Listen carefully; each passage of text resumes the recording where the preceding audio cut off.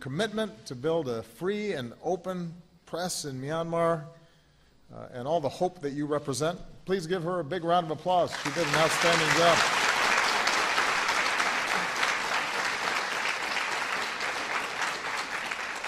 Well, to all of you, welcome to Washington, welcome to the White House. And while I know that you've been here a few weeks, let me just say again on behalf of the American people, welcome to the United States of America.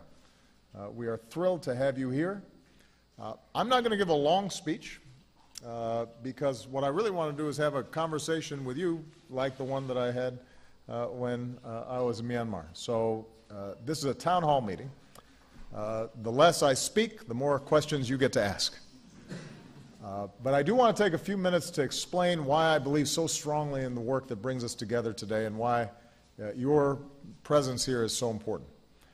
I think all of you know I have a special attachment to Southeast Asia. As a boy, I lived in Jakarta. My mother spent years working in villages to help women improve their lives. So Southeast Asia helped shape who I am and how I see the world. And as president, I've made it a pillar of my foreign policy to make sure that the United States is more deeply engaged in the Asia-Pacific region, including Southeast Asia. And I want to welcome the ambassadors from across ASEAN. Thank you for being here and for your partnership. Give them a big round of applause.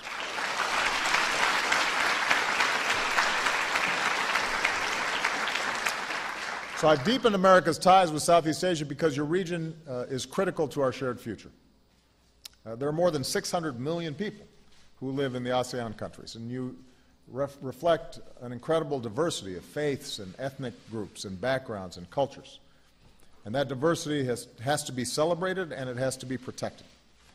We have incredible economic engines like Singapore. We've got growing economies like the Philippines and Vietnam and Malaysia. And we can see growth that is lifting people out of poverty and creating more jobs and trade and opportunity for all of our countries. We've seen a historic democratic transition in Indonesia. We've got elections coming later this year in Myanmar. Communities in Laos and Brunei are working for development that's sustainable and protecting the environment. And we're seeing new commitments to the education of young women and girls, as is true in Cambodia. The people of Thailand played a critical role in the global response to the earthquake in Nepal. And we are mindful of the King of Thailand's health issues lately, and we wish him the best, and our hopes and prayers are with him. So Southeast Asia is stepping up. It's on the move. And today America's relationship with the region is stronger than ever. I'm proud to be the first American president to meet regularly with all 10 ASEAN leaders. I will continue to do so until I'm no longer president. We've strengthened our alliances, including with the Philippines. We've forged new partnerships with Indonesia and Malaysia and Vietnam. Our trade with ASEAN has been growing. We're pursuing the Trans-Pacific Partnership. We're working with ASEAN to bind the region more closely together and confront shared challenges and uphold international rules and norms, including freedom of navigation, and to ensure that disputes are resolved peacefully. At the moment, several of our nations are working to rescue desperate Rohingya migrants who are at sea, which reflects our commitment to the security and dignity and human rights of every human being. But despite all the work I've been doing and the ambassadors have been doing, building these stronger ties is not just the work of government. They have to be rooted in partnerships between our people, and especially young people like you. All across Southeast Asia, almost 2/3 of the population is under 35 years old. So this is a young part of the world. Technology is giving you more power to communicate and to organize like never before. In Vietnam, tens of millions of people are connected on Facebook. Across the region, you are civil society leaders working for democracy and human rights and religious tolerance. You are entrepreneurs who are turning your ideas into new businesses, activists fighting for the environment and against climate change. And that's the power that young people have, and the spirit of optimism and idealism that you represent. So you're inspiring to me, and I've made it clear that America wants to be your partner. We want to help you succeed. So 2 years ago, we launched the Young Southeast Asian Leaders Initiative, YSEALI, to help empower young people like you, to give you more of the skills and resources and networks that you need to turn your ideas into action. And since then, we've offered workshops, online networking, exchanges, professional development, hands-on training. And today, YSEALI Network includes nearly 35,000 young people like you. Last year in Myanmar, at the town hall meeting that Zimar mentioned, I announced our fellowship program to bring young leaders from across the region to the United States to help develop their skills. And for this first class of 75, more than 1,000 people applied. The competition was intense. Today I'm proud to welcome you as the first class of YSEALI Fellows. We're very proud of you. And I've had a chance to read about some of you and the amazing things that you've been doing. And I suspect that Niema Remagoso from the Philippines, there she is right there. She spoke for a lot of you. She said, "Am I dreaming or is this really happening?" So it's really happening. You come from all 10 ASEAN nations, from capital cities and rural towns. You represent different faiths and backgrounds and different beliefs. Obviously, there are men and women here. In fact, the majority are women, because one of the best measures of a country's success is whether it empowers women and girls. And you're all bound together by a common belief that you have the talent and the drive and the power to improve the lives of your fellow human beings. So for the last 5 weeks, you've been all across America. You've experienced state legislatures and city councils. You've seen how our day-to-day democracy works. You've worked at nonprofits, learning how to organize and advocate for change. You've interned in some American companies, seeing how to build and manage a business. And I want to thank all of our leaders and partners who are here. We've got universities and academic institutions, we've got businesses, all who've been very generous in their support of this overall process. So you've been experiencing America. Some of you were very lucky and had a chance to go to my home state of Hawaii. I had heard that some of you tried the hula dance. Some of you went to my hometown of Chicago, and you saw American ingenuity at its best, including, I hear, that you saw ATMs that give cupcakes. And I also know that Americans have learned from you as well. You shared your culture and traditions and foods. You discovered American foods like Jell-O. I hear somebody had Jell-O, which I was very excited about that. And the friendships and the understanding that you have forged will help to bring our countries together for a long time. And soon you'll return home. Each of you has developed a project, an action plan, and you'll take what you've learned here and put it into practice. And we're going to be with you during this process as you build your ventures, expand your networks, and mentoring young people that are coming behind you. We're going to welcome 500 fellows like you every single year. So this may be the end of your visit to America, but you've really begun this process of building partnerships that will last a lifetime. And we want you to make sure that you are realizing your dreams. I just want to take a couple of examples. We've got Seth Suwon Visal. Where's Seth? Here's Seth. So in Cambodia, Seth works with Parliament. So in Tulsa, he witnessed city government at work, the legislative process in Tulsa, Oklahoma. And Seth, we're proud to be your partner as you strive to ensure that governments deliver for all of the Cambodian people. We have Muhammad David. Where's Muhammad? There he is. He's an advocate for the environment in Indonesia. Apa kabar? And at the East-West Center, there aren't two of you, is there?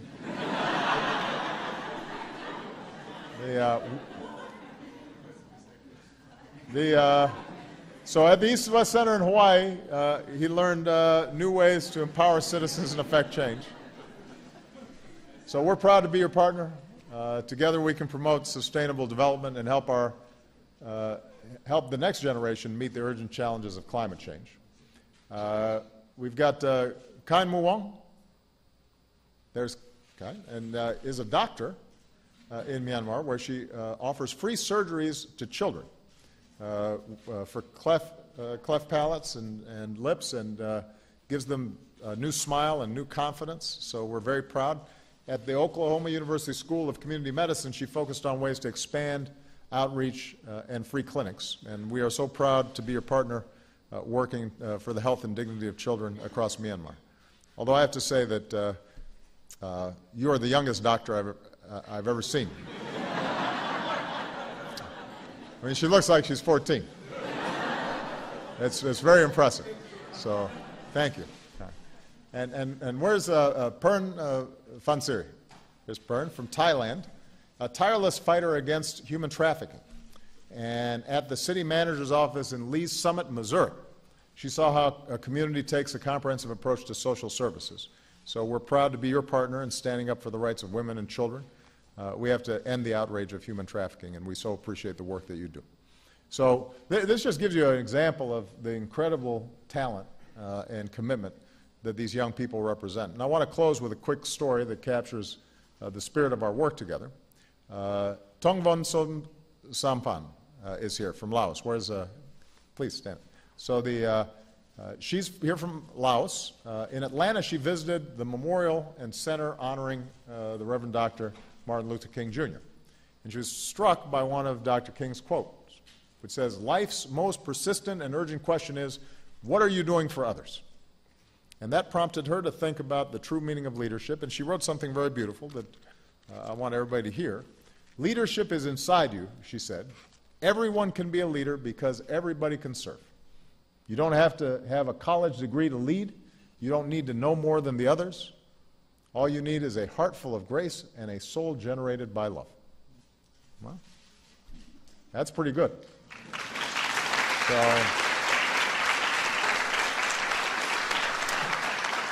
So that's what I see in all of you. That's why I believe so strongly that you're going to keep answering that question Dr. King asked, what are you doing for others? That's why I'm confident that all of you will be extraordinary leaders, already are doing great work in your communities and your countries with hearts full of grace and souls generated by love. And you will continue to have a friend and partner in the United States of America. So we are very, very proud of you. And with that, I want to hear from you, both questions, or you can tell me a story about the exciting food that you've had all across the country. So we have some microphones in the audience, right? And what I'll do is I'll just call on people, and I'm going to go boy, girl, so that it's very fair. All right? So we'll start with this young lady here. Please introduce yourself and tell us where you're from.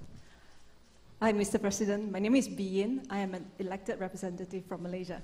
My question to you is, what is your view on the democracy in Malaysia with the recent jailing of Anwar Ibrahim, the opposition leader, and the crackdown on the opposition? Thank you. Well, you know, Malaysia has a history of democracy that has to be preserved.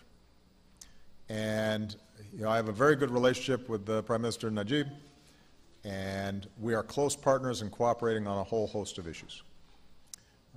I think that Malaysia, like all our countries, not just ASEAN countries, but countries here in the United States, have to recognize that democracy is not just elections, but it's how open and transparent and accountable government is between elections.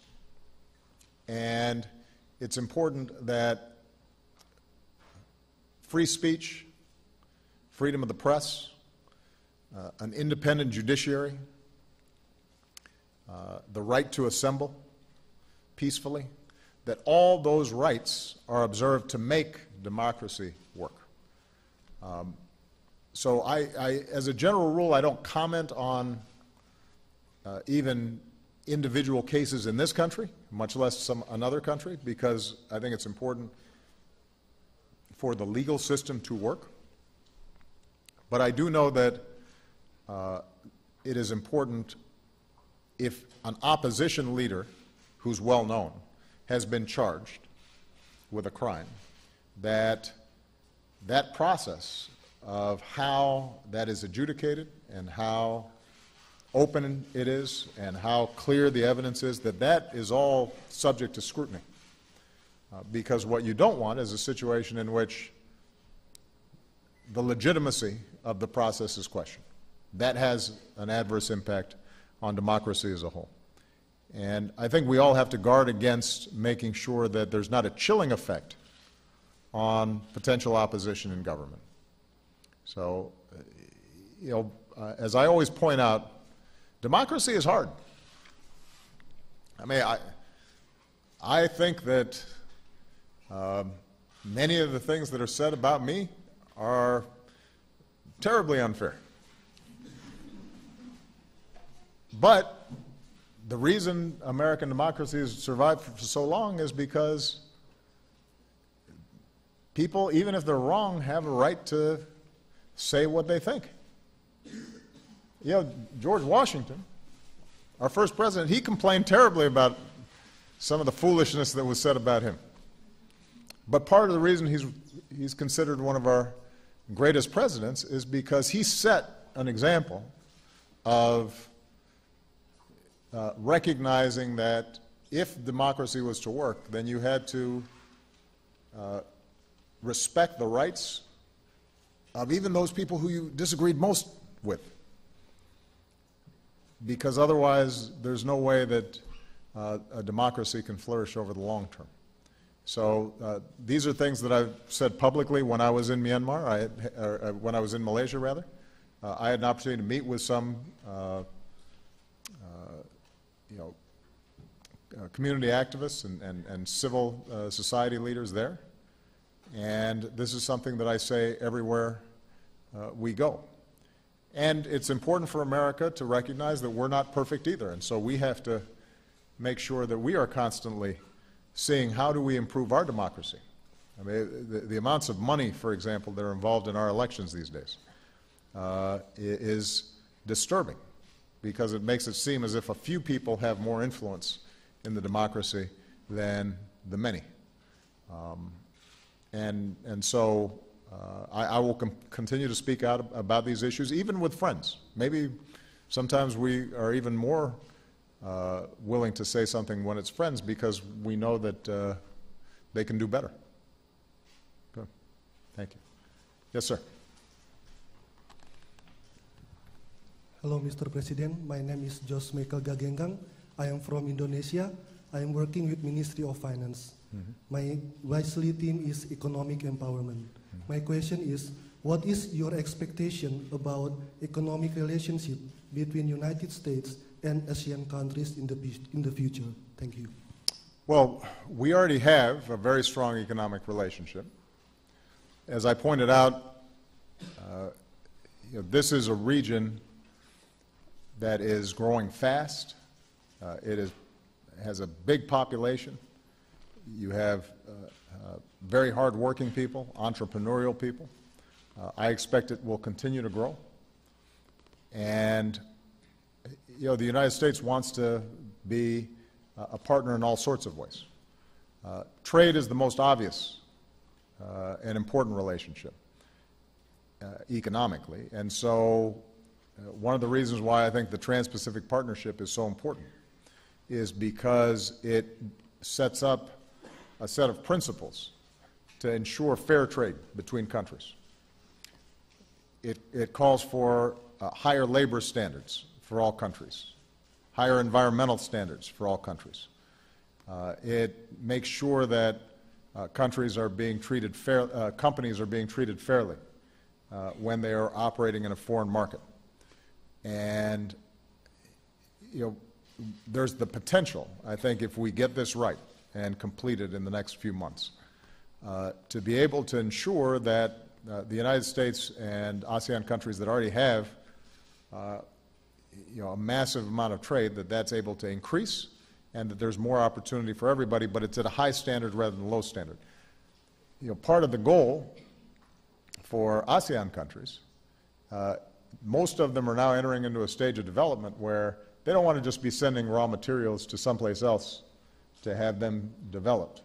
They want to be creating value, starting their own businesses, making sure that they are part of the 21st century economy.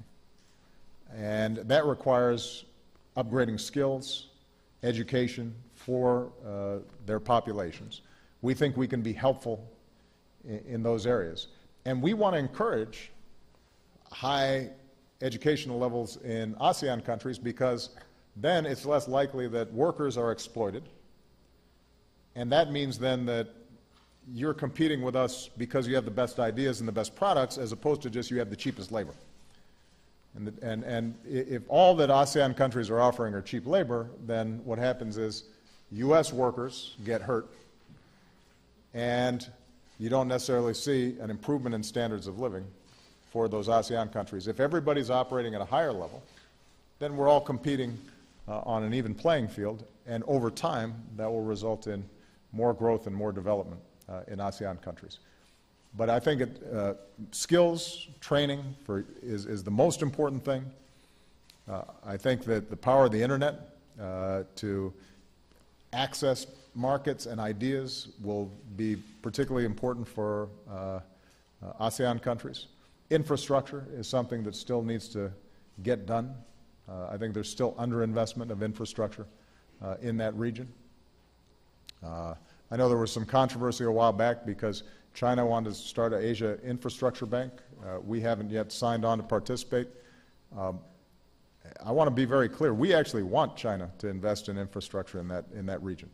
We want to make sure that the investments are actually good for the people in those countries, which means transparency in terms of how decisions are made at this new bank. But we'll continue with the Asian Development Bank and World Bank and other institutions, try to encourage not only investment in human capital, but also the infrastructure that's needed. And finally, I think sustainability is going to be critical. I worry about the great forests of Indonesia and Malaysia.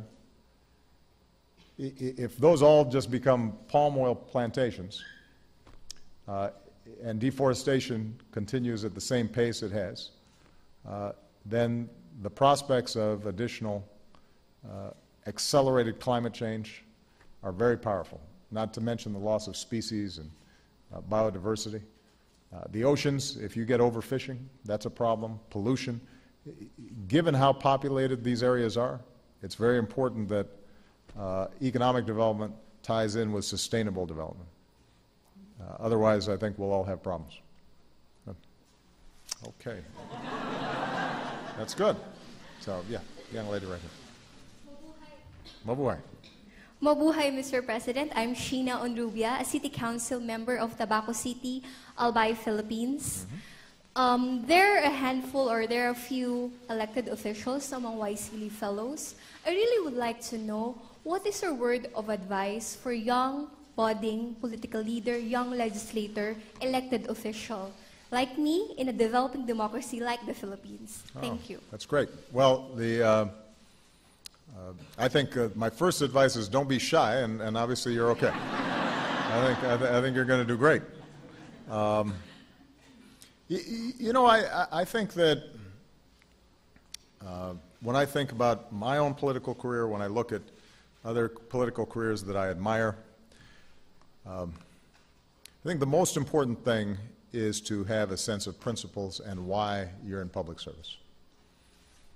I think sometimes people want to be in public service just because they like seeing their name up in lights. They like being important. And that's a bad reason to go into politics.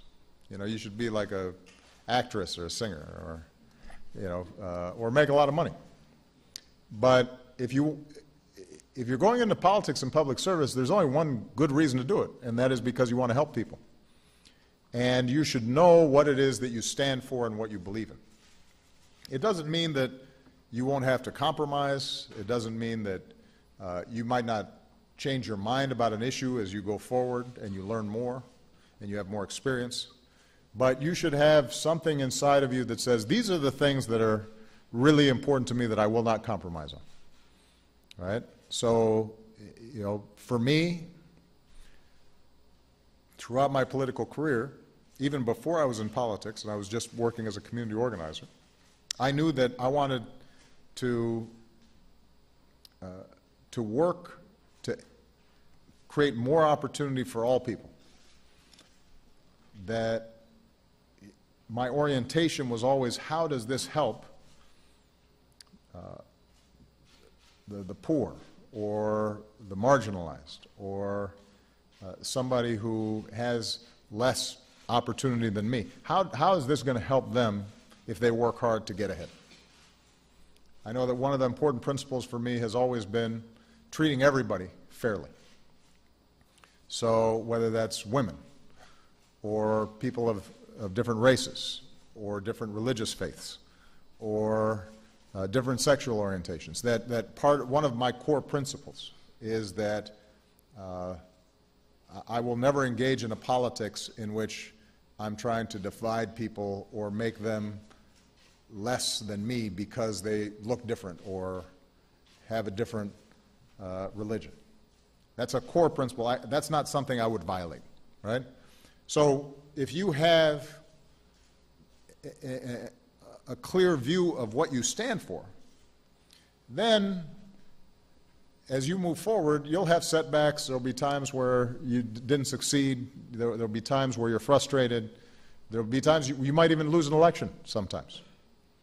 But at least you'll know every morning when you wake up and you look at yourself in the mirror, I know who I am and why I'm doing what I'm doing.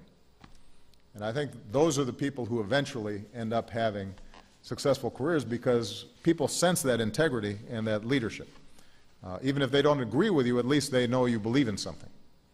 And unfortunately, too many politicians, they're just climbing the ladder, but they don't know why. And when they get there, then they're not very effective leaders. Or they become much more subject to the temptations of corruption because all they're worried about is, I want to hang on to my power, and I'm willing to give up anything in order to stay in power and do anything to stay in power. And that's when you lose your way, right? You have to be willing to lose something for your principles. You have to be willing to lose an election because you think that there's something that's more important than you just winning an election. And if you do that, no. But you have to, you should try to win. I'm not saying you should try to lose. But you have to stand for something. That's my most important advice. Okay. Gentleman in the gray suit. Right there. Yeah, you. Xin chào Tổng thống Obama. I say Vietnamese. Thank you. I am Ngô Lê Hoàng Vũ. I come from Vietnam. Like many others, I look forward to see you and the First Lady visiting my country, Vietnam, in the near future. I have a question. Mr. President, what do you expect the young people in the Southeast Asian countries doing in dealing with the current challenges to the peace, stability, respect to international law, like the UNCLOS, while promoting the cooperation between the 10 countries with others, including especially with the United States? Thank you. Especially with, I'm sorry, the last part? The United States. Oh, with the United States. Well, look, I think that I've seen already significant progress with ASEAN countries over the last 6 years that I've been attending the ASEAN meetings, the East Asia Summit. And I think initially the meetings would oftentimes just be symbolic, and there'd be a lot of pleasantries and a lot of meetings and cultural events, but we didn't always have an agenda. And I think one of the things that you've started to see is people working much more concretely on what are we trying to accomplish here? How do we develop more capacity, for example, in the region around disaster relief, so that if, heaven forbid, there's another typhoon of the sort that we saw in the Philippines, or if in fact that we see some other natural tragedy, that all the country's assets can be brought to bear, and we've done the training ahead of time to know who can help and how they can help.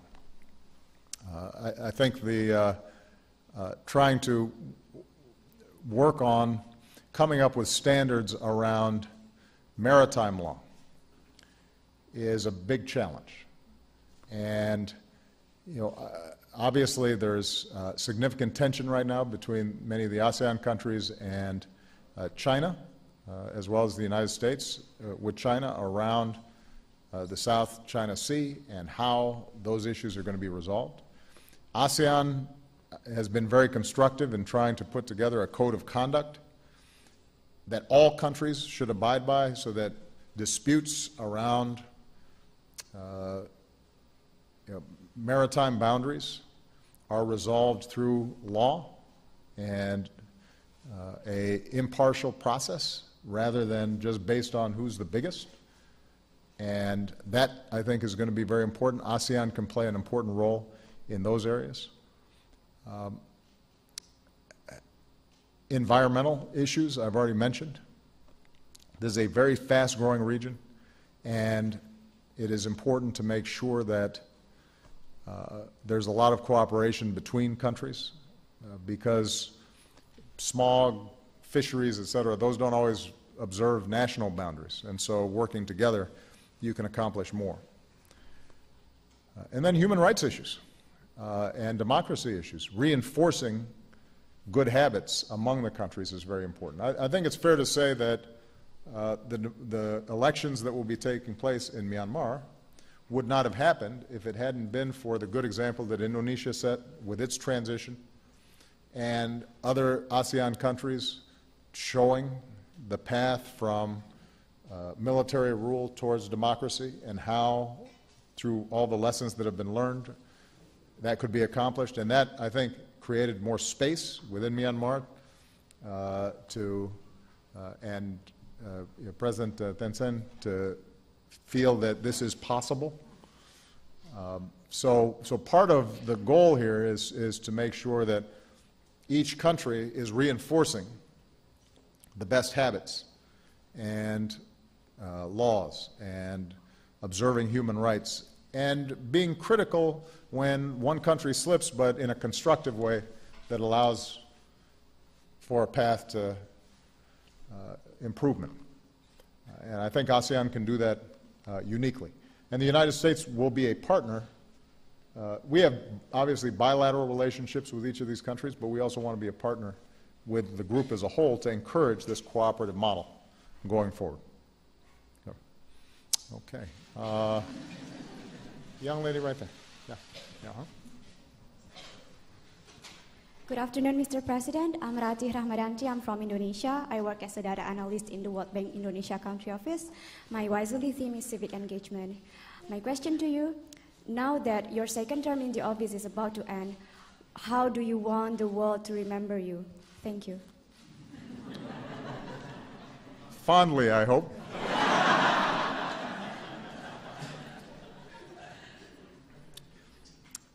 I still have 20 months in office, so I've got a lot of work still to do before I can start thinking about looking backwards.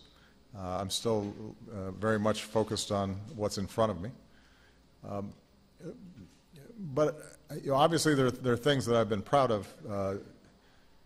When I came into office, the United States and the world was going through a terrible economic crisis, the worst really since the 1930s. And it was hard, but we ended up avoiding a terrible depression. And within a year, the economy was growing again. Here in the United States now, we're back to the pre-crisis employment levels. Our auto industry was saved. But also internationally, we have averted a much worse crisis because of, in part, the leadership that the United States showed, along with international institutions and central banks. Managing that was very important. That's an important legacy for me. I think that the work that I've done to provide health insurance for people here in the United States and to provide more educational opportunity is consistent with the principles that I talked about, the reason I got into politics. Internationally, we've reinvigorated diplomacy in a whole variety of ways. People don't remember, when I came into office, the United States in world opinion ranked below China and just barely above Russia. And today, once again, the United States is the most respected country on earth. And part of that, I think, is because of the work that we did to re-engage the world and say that we want to work with you as partners with mutual interest and mutual respect. It's on that basis that we were able to end 2 wars while still focusing on the very real threat of terrorism and to try to work with our partners on the ground in places like Iraq and Afghanistan.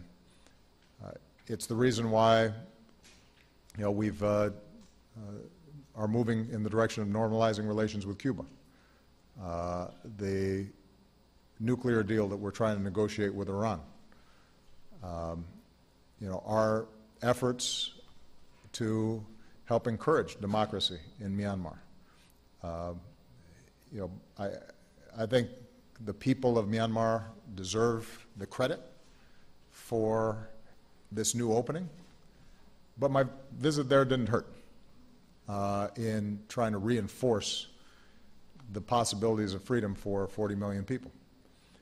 And so that direct engagement, the work that we've done to build and strengthen international organizations, including on issues like public health and the fight against Ebola, is just the most recent example of that. I think we've been able to put our international relationships on a very strong footing that allows us then to work more cooperatively with other countries moving forward to meet the important challenges ahead. But I've still got a lot of work to do. So, maybe in 18 months I'll check back with you and I'll let you know. Okay. All right. Gentleman right here with a sash. Hello, Mr. President Obama. I'm from Burma, and firstly, I would like to say hello on behalf of my family. And my question is, I'm working in tourism business in Burma, and my question is that, what do you see critical areas in where U.S. can contribute economic development in Burma? Thank you so much. Well, Burma, Myanmar, it lost a lot of time over the last 40 years because of the very tight controls on the economy and the discouragement of entrepreneurship and new businesses. I mean, part of the reason why I was so struck when I traveled to Myanmar was it reminded me of when I first arrived in Indonesia back in 1967. Whereas when I go to Jakarta now, or Singapore or Bangkok, it looks completely different. This looked like the past. So there's a lot of catching up to do. The good news is, though, countries that are still at those early stages of development, they can grow very fast because there's so much pent-up energy and opportunity. And I think the most important thing is going to be establishing rule of law and systems and practices where if you start a business, you can feel confident that you don't have to pay 100 bribes, and you don't have to hire somebody's son, and that you can make a profit, that if there's a foreign investor, that they can invest and be treated fairly, and that their rights and their intellectual property and their property are protected. Those basic systems of law, where those are established, those countries can do well because the natural talents of the people and the incredible resources and hard work of the people then pay off. I mean, you look at Singapore, right? I mean, Singapore is a tiny little place. It has really nothing, no resources to speak of. But today, when you travel to Singapore, it is as prosperous as any place in the world. Why is that? Well, part of it is that it set up a set of systems where if businesses were started or investors came in, they knew that they could find a very skilled workforce. They knew that the rules were international standard rules in terms of operations. So it will take some time for, I think, Myanmar to move in that direction, but you have your own models even among the ASEAN countries. You know, you don't have to look to the United States. You can look at just some of your neighbors to see what is required for success. And what the United States will try to do is to provide technical assistance, and we will also try to provide direct assistance, particularly around building skills and education, because one of the keys is to make sure that you have a workforce that can add value. That in the age of the internet, when companies can locate anywhere, the most important thing is to find some place where there's security, so there's no conflict, where there's rule of law, and the people are highly skilled. And if you have those three things, then people will invest. Yeah. Yes, go ahead. Yeah. Sawadee good afternoon, Mr. President. My name is Pensilik Bansili. I'm from Thailand, and now I work on the anti-human trafficking issue in Thailand and neighboring country. So today I would like to ask you that if you were a Rohingya, which country would you prefer to live with, and why? Thank you so much. That's an interesting question.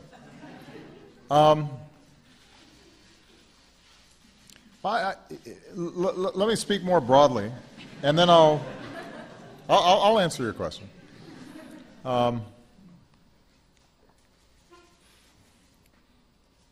We were talking earlier about what's required for Myanmar to succeed.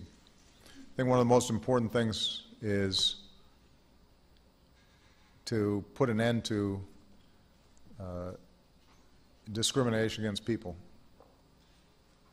because of what they look like or what their faith is. And the Rohingya have been discriminated against significantly. And that's part of the reason they're fleeing. I think if I were Rohingya, I would want to stay where I was born. I'd want to stay in the land where my parents had lived. But I'd want to make sure that my government was protecting me and that people were treating me fairly. That's what I'd want. And that's why it's so important, I think, as part of the democratic transition to take very seriously this issue of how the Rohingya are treated. One of the things about discriminating against people or treating people differently is, by definition, that means that people will treat you differently. And you never know when you will find yourself in a situation in which you are a minority, where you are vulnerable, where you're not being treated fairly. And right now, obviously, our focus is on making sure that those who are being subject to human trafficking and are, in some cases right now, still in a very perilous situation out in the open sea, that though they are relocated. I want to commend Indonesia and Malaysia for their willingness to take on thousands of these displaced persons. The United States, as part of our refugee process, will take some. We've put over $100 million into, over the last several years, in Burma to make sure that minority groups, including the Rohingya, are protected against. But ultimately, this is going to be a great test for the democracy of the future, not just in Burma and Myanmar, but in areas all throughout the country. When I was, and I know this directly, because when I was young and I was living in Indonesia, there were times where there were anti-Chinese riots that were very violent and vicious. And in fact, sometimes the Chinese Indonesians were treated very similarly to how Jewish Europeans were treated in Europe, and subject to stereotypes and resentments. And the truth of the matter is, one of the reasons that Singapore, I mentioned earlier, has been successful is that it has been able to bring together people who may look different, but they all think of themselves as part of Singapore. And that has to be a strength, not a weakness. But that requires leadership and government being true to those principles. To their credit, the Indonesian government, when I was growing up, was very good about not discriminating on the basis of religion, despite the fact that it was 98% Muslim. And I think that the tolerance towards other faiths historically in Indonesia has been part of what's contributed to progress there. You haven't seen the same kind of sectarian animosity that you've seen in parts of the Middle East. But you know, the one thing I know is countries that divide themselves on racial or religious lines, they do not succeed. They do not succeed.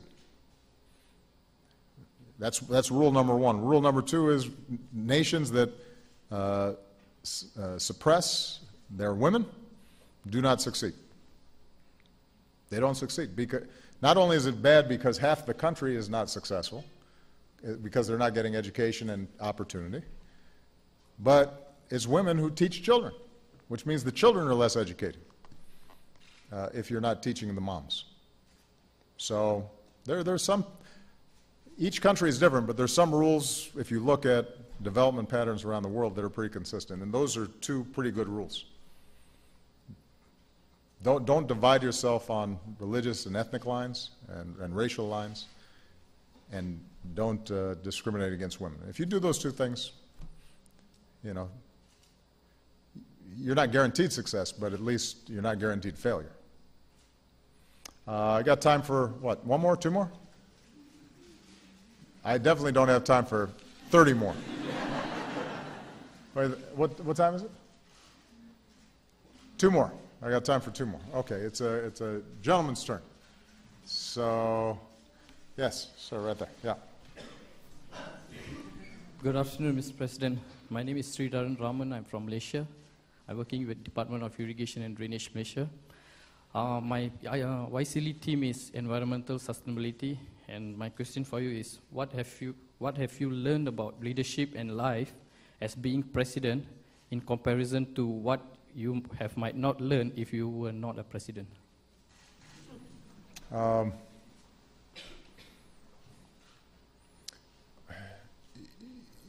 You know, as president, you, I think probably what makes this job unique is that you are the ultimate decision maker. So there are other people who work as hard as I do. My staff works very, very hard. They're just as smart or smarter than I am. They care just as much or more than I do. They have wonderful qualities. But the one thing as president is that ultimately there's nobody you can pass it on to. Harry Truman, one of our best presidents, once said, "The buck stops here." He meant at his desk. And it's true. And usually by the time a decision comes to my desk, you know that it's a very hard problem, because if it was easy, somebody else would have solved it. And so probably the thing that I uniquely have had to learn in the presidency that is I hadn't learned as well in other jobs, is the ability to look at all the information that you have, listen to all the advice that's there and the different viewpoints that may exist about an issue, to try to make a decision based not on what is easiest, but what I think is the best long-term solution, and then feel comfortable in the knowledge that I may be wrong, and that there will be significant consequences if I am wrong, and to have the courage then maybe 6 months later or a year later to admit this didn't work, and then to try something new. But being willing to take responsibility for making hard decisions,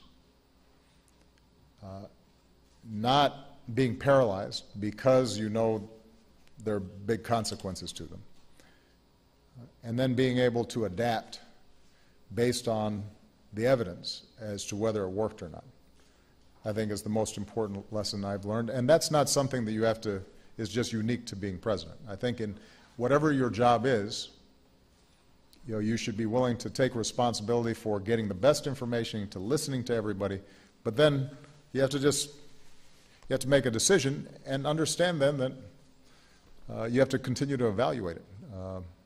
And I think that's been very important. The second lesson, which is something that you just learned more of as president, but all of you have already learned in some ways in your work, is to surround yourself with the best people.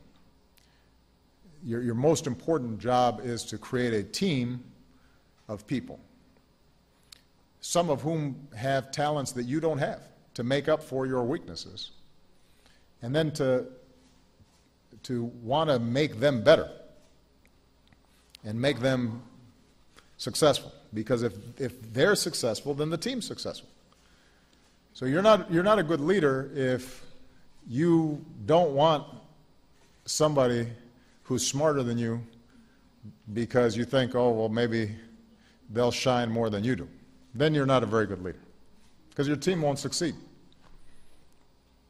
So I'm always looking for who are people who are much smarter than me, or much more organized than I am, or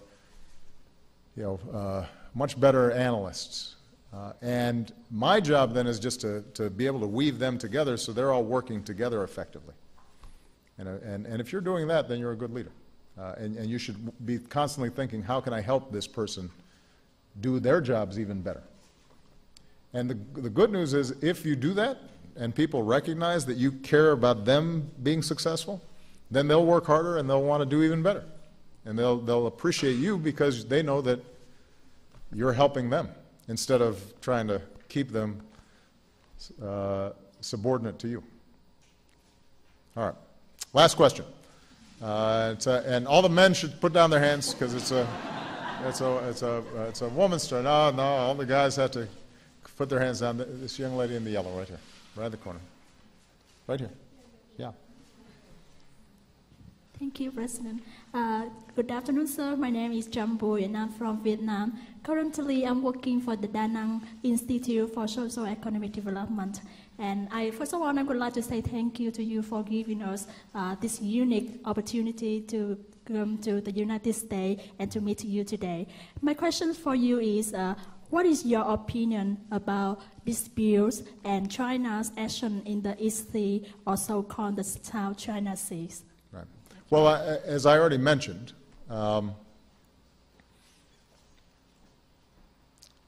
what has allowed all of Asia to prosper over the last 2-3 decades, including China, is there's been relative peace and stability, freedom of navigation, freedom of commerce, and all of that has been underwritten, all of that has been because there have been certain rules that everybody's followed.